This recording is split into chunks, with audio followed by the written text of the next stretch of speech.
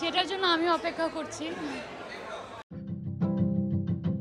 সমস্ত জল্পনার অবসান ঘটিয়ে সম্প্রতি ঢাকার অদূরে মধুমতি মডেল টাউনে দীর্ঘদিনের প্রেমিক পরিচালক প্রযোজক আদনান আল রাজীবের সঙ্গে বিয়ের পিঁড়িতে বসেছেন মেহেজাবিন চৌধুরী। তাদের গায়ে হলুদ ও বিয়েতে একান্ত কাছের মানুষরা নিমন্ত্রণ পেয়েছিলেন। তবে আরেক অভিনেত্রী সাফা কবিরের সঙ্গে দীর্ঘদিন ধরে দূরত্ব থাকলেও বিয়েতে প্রাক্তন প্রেমিকাকে নিমন্ত্রণ করতে ভুল করেননি একসময় প্রেমিক আদনান আল রাজীব। তবে প্রাক্তন প্রেমিকের দাওয়াত ফিরিয়ে দিয়েছেন এই অভিনেত্রী। তাদের ঘনিষ্ঠ একজন এই তথ্য নিশ্চিত করেছেন সংবাদ মাধ্যমকে।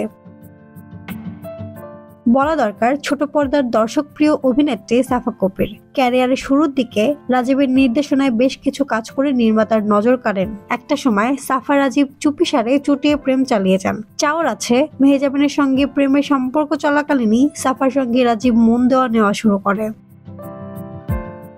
তবে তাদের সেই প্রেম বেশি দিন টিকে নেই। কাটা হয়ে দাঁড়ান মেহেজাবিন। সাফা রাজীবের মধ্যে তৈরি হয় দূরত্ব।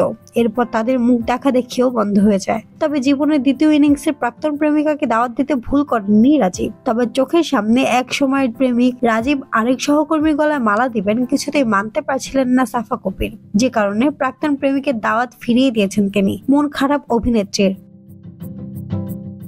প্রসঙ্গত 2012 সালের 9 এপ্রিল আদনান আল রাজীবের সঙ্গে মেহেজাবিনের প্রথম দেখা হয়েছিল। 2019 সালে রাজীবের সঙ্গে ঢাকার একটি বিপণী বিতানে মেহেজাবিনের হাত ধরাধরি করে হাঁটার একটি ভিডিও সামাজিক যোগাযোগ মাধ্যমে ভাইরাল হয়। এরপরই তাদের সম্পর্কের গুঞ্জন ছড়ায়। 13 বছরের প্রেমের সম্পর্ক গড়ালো বিয়ের পিঁড়িতে।